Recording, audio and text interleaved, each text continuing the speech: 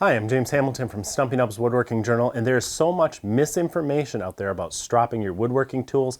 Even I was confused for a long time. Does stropping make a tool sharper? Is it necessary for woodworkers? Will soft leather round over an edge? Why not use MDF instead? What about charging strops with paste? In this video, I'll try to cut through the nonsense and answer those questions so you can get an edge you need with minimal expense and hassle. This was my great-grandfather's razor and leather strop.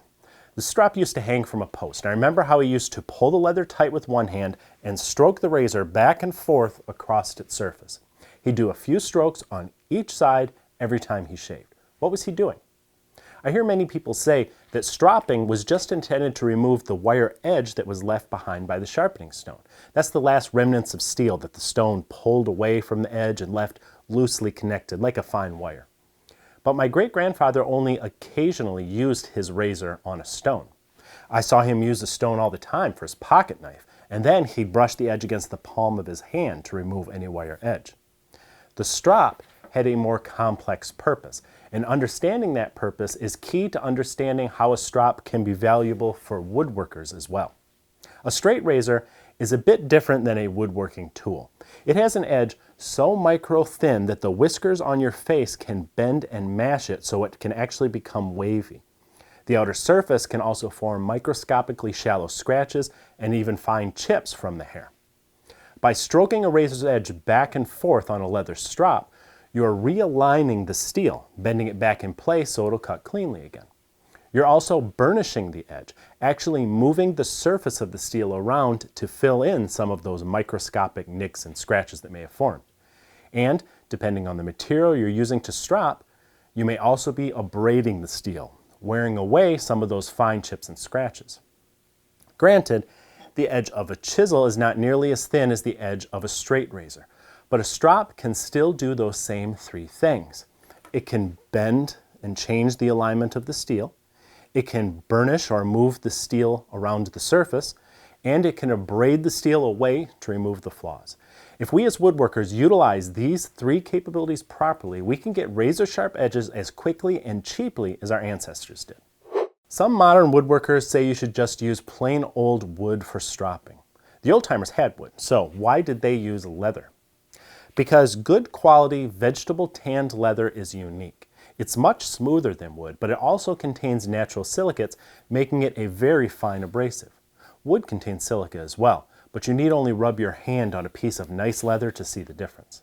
This is a piece of vegetable tanned hide that's typical of what many people prefer for stropping tools. I think it may be horsehide or cowhide, maybe buffalo hide.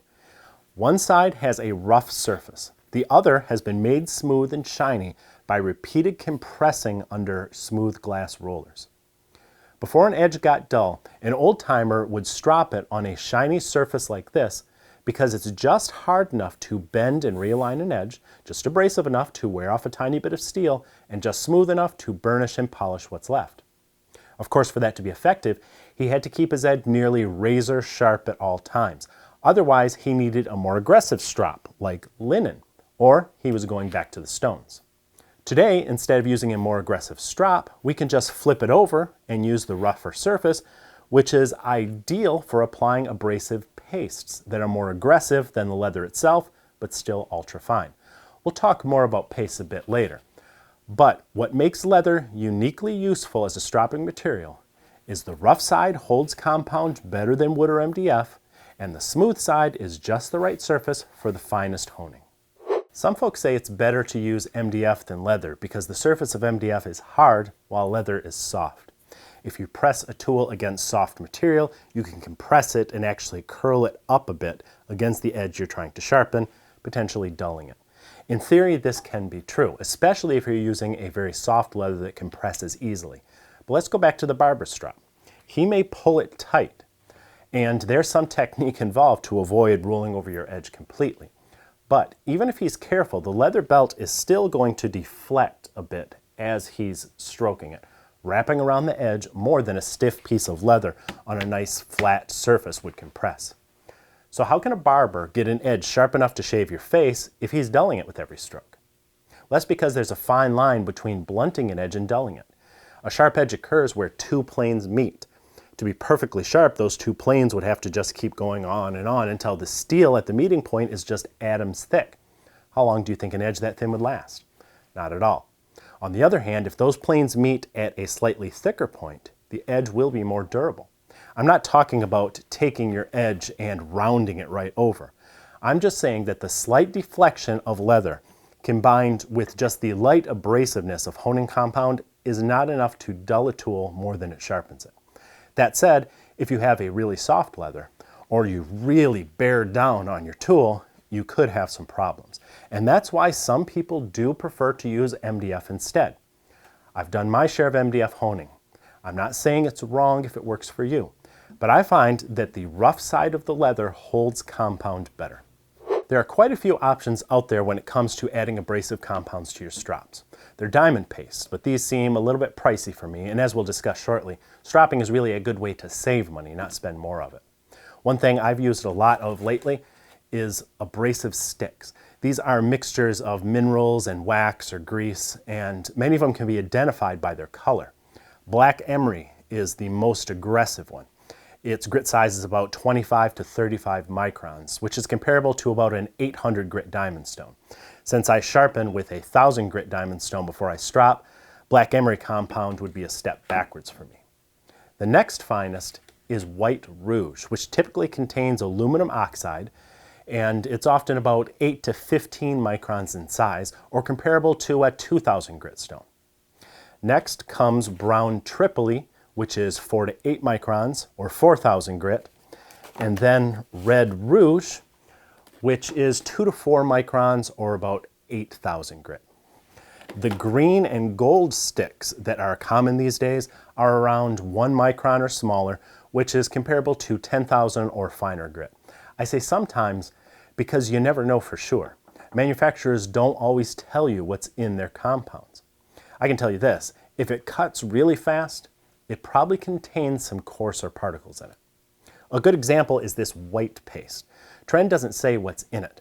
They don't say what the grit size is. All I know is it removes steel really quickly, as you can see by how a single stroke turns the paste dark with fine metal shavings, but it leaves a super fine edge. I've also heard of folks using auto body paste and rubbing compounds. So which should you use? You have to find a balance between something that's fast enough and fine enough for your tastes. I wouldn't go coarser than about 5000 grit, so that would encompass that red, green, or gold compound, or the paste like the Trend stuff that I use. That is, unless you're going to use multiple strops with progressively finer pastes. We live in a world with a lot of sharpening options. You can buy ceramic water stones with grits in the tens of thousands. Why would you want to use a leather strop? Because it will do the job with less hassle and less money. A 10,000 grit water stone will cost you over $100. You have to maintain it to keep it from dishing out as you use it. It can make a mess sometimes, and eventually it's going to wear away on you. A chunk of leather like this will cost you a few bucks depending on where you get it. The paste will cost you a bit more, but it will last for years. There's no maintenance, no mess. So here's my hand sharpening process. If I have a really beat up edge, I'll grind a new bevel with a power tool like a grinder. Then I sharpen it with a 1000 grit diamond stone, which also requires zero maintenance. I do own a 5000 grit ceramic stone, paid a couple $100 for it some time back, but I don't need it if I'm stropping. I can go right from the diamond stone to a strop for final honing. Sometimes I take a few strokes with a coarse paste like that brown tripoli. Then I use another strop with a fine paste, and I finish up with a few strokes on the clean, shiny side of the strop. It's just like working through the grits of sandpaper or water stones, except I only need to invest in a single stone. In fact, if you want to keep it really simple, use one stone and one strop with one paste on the rough side and no paste on the shiny side. After that, the key is just keeping your edge honed. Return frequently to the strop, and you'll have to use the stone less and the grinder hardly at all. That's fast, easy, and cheap. I'll put links below this video to the leather I use if you need some, and the paste that's my favorite, and diamond plates if you need those as well. So check them out. If you sharpen your tools by hand, do yourself a favor. Try one of Trend's diamond stones.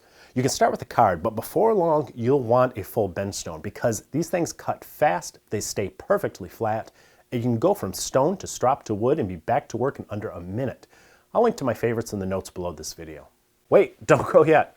If you're new here, please subscribe and remember to ring the bell. I would really appreciate that. Give us a thumbs up, or better yet, leave us a comment. I always read them. And be sure to check out the latest issue of Stumpy Nubs Woodworking Journal. It's always packed with tips, tricks, and tutorials designed to make you a better woodworker.